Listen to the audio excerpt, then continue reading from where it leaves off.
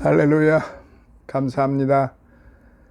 스가랴서 5장 5-2에서 사랑하시는 여러분을 다시 만나 뵙게 됩니다. 감사합니다. 오늘은 지난 시간에 이어서 5장 5-2편에서 이제 시작을 하겠습니다. 본문의 말씀은 지난 시간에 다 같이 보셨으니까 오늘은 곧바로 이 말씀이 주는 의미에 대해서, 그 사실과 배경에 대해서 말씀을 다시 드리도록 하겠습니다. 1절로부터 11절, 두루마리 여인에 대한 환상. 하나님의 백성은 죄악에 머물 수 없다 라는 것이 핵심 요절이 되겠습니다. 하나님께서는 지금까지 5 환상을 통하여 성전 재건 사역을 독려하고 성전 재건 사역을 지도하는 대제사장 여호수아와 정치 지도자 스룹바벨에게 용기를 주셨어요. 그런데 본문에 언급된 6번째 날아가는 두루마리 환상과 7번째 에바 가운데 앉은 여인의 환상은 이전의 환상과 내용에 있어서 맥락을 좀 달리하고 있다는 점입니다.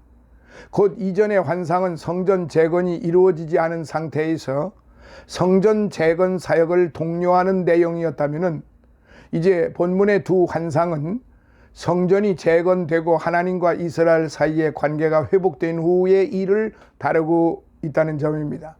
특히 스가랴 선지자는 이스라엘 백성들 뿐만 아니라 온 지면에 만연된 죄악을 벌하시기 위해 이 2 환상이 주어졌다고 설명을 하고 있는 점입니다. 사실 당시 이스라엘 백성들을 포함한 온 세상은 혼란한 가운데 있었어요. 바사 제국의 등장으로 근동을 제패했던 바벨론이 무너졌지요. 그런데 이 바벨론의 멸망은 많은 사람들을 놀라게 했고 가치의 혼란을 가져왔습니다. 왜냐하면 바벨론은 결코 무너질 것 같지 않았음에도 불구하고 1세기도 채우지 못하고 멸망하였기 때문에 그렇습니다. 또한 근동의 주인이 바뀌면서 소수 민족들이 독립을 주장하고 나섬으로써 근동 지역에는 일대 혼란이 일어나게 된 것이지요. 특히 이스라엘 백성들은 가나안으로 돌아와 성전을 재건함으로써 명실공히 하나님의 백성으로서 지위를 회복하려고 하였으나 이방 족속들의 방해에 부딪히고 말았습니다. 여기에 이스라엘 백성들은 실망하고 좌절했어요. 그리고 자신들이 철저하게 믿었다고 생각했던 성전을 통한 회복이 혹 잘못된 것은 아닌가 의심하게도 되었습니다. 결국 당시는 정치 사회적으로 혼란한 때에 흔히 일어날 수 있는 각종 범죄가 온 세상에 만연된 상태이기도 했습니다. 이러한 때 스가랴 선지자는 환상을 통하여 죄를 묵과하실 수 없으신 공의로우신 하나님의 심판을 선포하기에 이르렀던 것입니다. 자, 그렇다면 스가랴 선지자가 2 환상, 날아가는 두루마리와 에바 속의 여인 환상을 통해 주는 교훈은 무엇입니까? 첫째, 1절로부터 4절. 날아가는 두루마리 환상은 범죄자들에 대한 심판을 경고하는 겁니다. 본문에서 스가랴 선지자는 환상 가운데에서 활짝 펼쳐진 두루마리가 하늘을 날아가는 모습을 목격하였습니다. 날아가는 두루마리의 길이가 9m, 폭이 4.5m로 스가랴 환상에서 그 치수까지 정확하게 언급되고 있는 점이 참 특이합니다.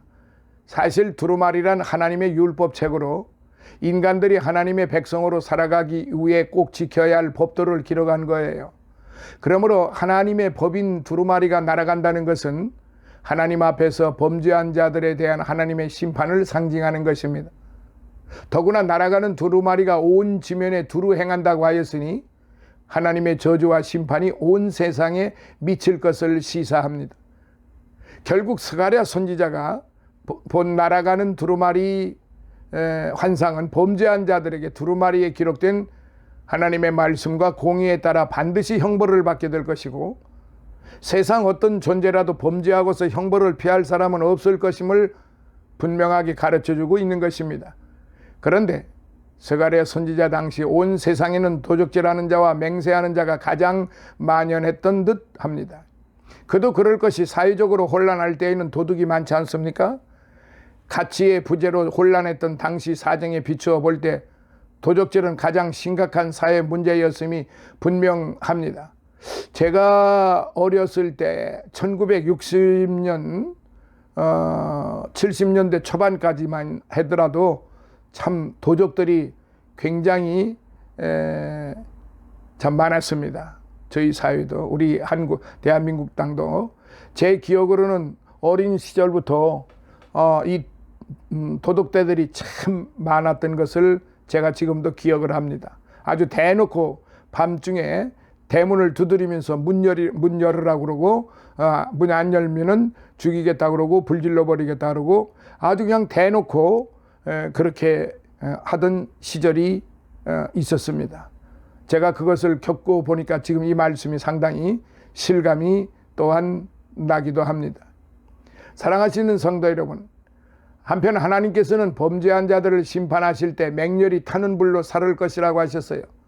이는 범죄한 자를 향한 하나님의 심판이 얼마나 무섭고 준엄한지를 단적으로 보여주는 말씀입니다. 또한 하나님께서 범죄한 자를 심판하실 때 단지 일회적으로 심판하고 벌하시겠다가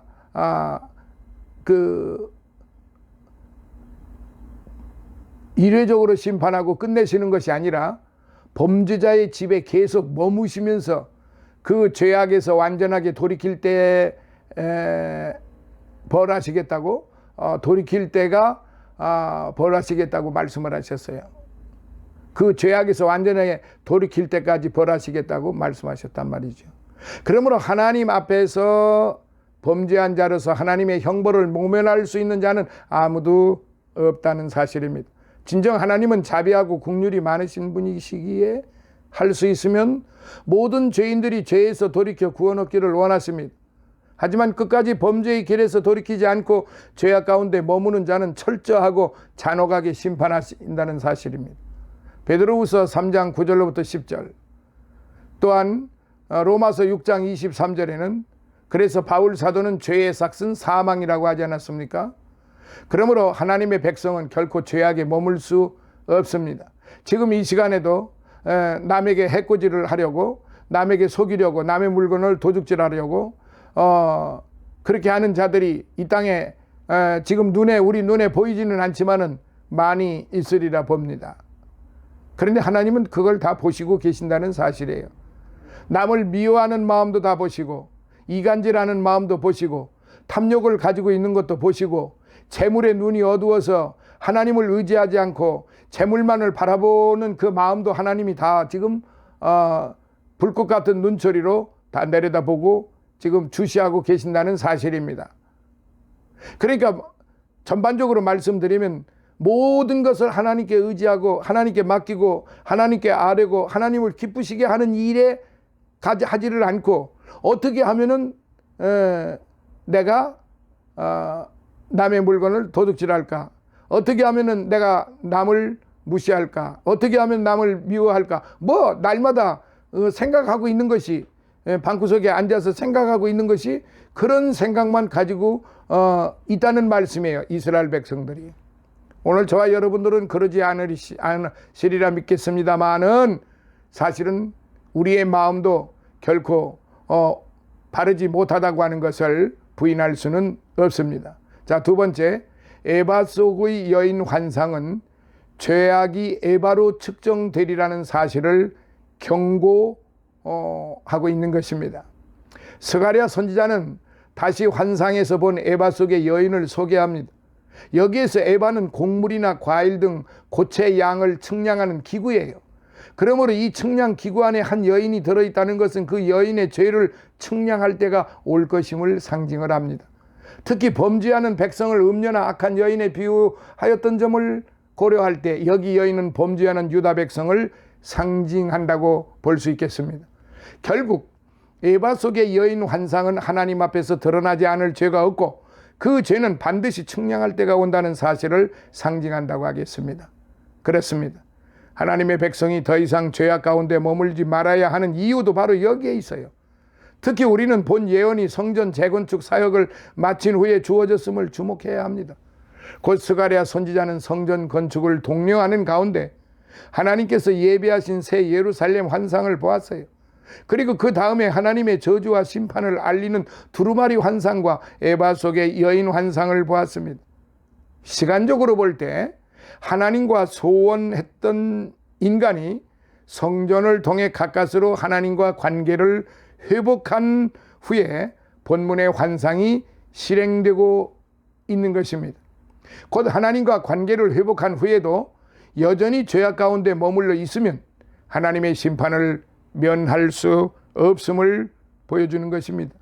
결국 하나님 앞에서 죄짓기를 그치지 않는 자들은 영원한 형벌의 장소로 영원히 추방되고 말 것이기 때문입니다. 자, 그러니 오늘날 우리가 살고 있는 이 시대에 이 말씀을 우리 그리스도인의 삶에서 어떻게 적용을 해야 할까요?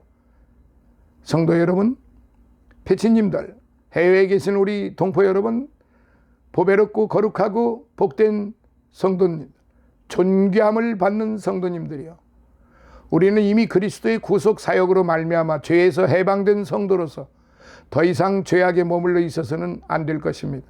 이상에서 살펴보았듯이 하나님 앞에서 죄를 짓는 것은 그 시기가 언제이든지 그 장소가 어디이든지 결국 드러나 측량될 것이기 때문입니다. 더구나 우리는 그리스도 예수님께서 피 흘려 사신 그리스도의 것이 아닙니까? 우리가 죄의 종노릇던 때를 생각해 보세요. 그 비참한 가운데에서 우리를 구원하신 하나님 앞에서 다시 하나님을 대적하는 죄를 지을 수 있겠습니까? 그럴 수 없어요. 진정 우리가 하나님과의 관계를 회복하는데 우리 스스로 드린 대가는 없어요. 오직 하나님의 은총일 뿐입니다. 그것도 하나님의 독생자 예수 그리스도 십자가에 내어주기까지 우리를 사랑하신 하나님의 은총 때문이라는 사실을 우리가 잊어서는 안 되는 것입니다. 우리는 한번 죄에서 떠난 자로서 더 이상 죄 가운데에서 머물러서는 안 될 것입니다.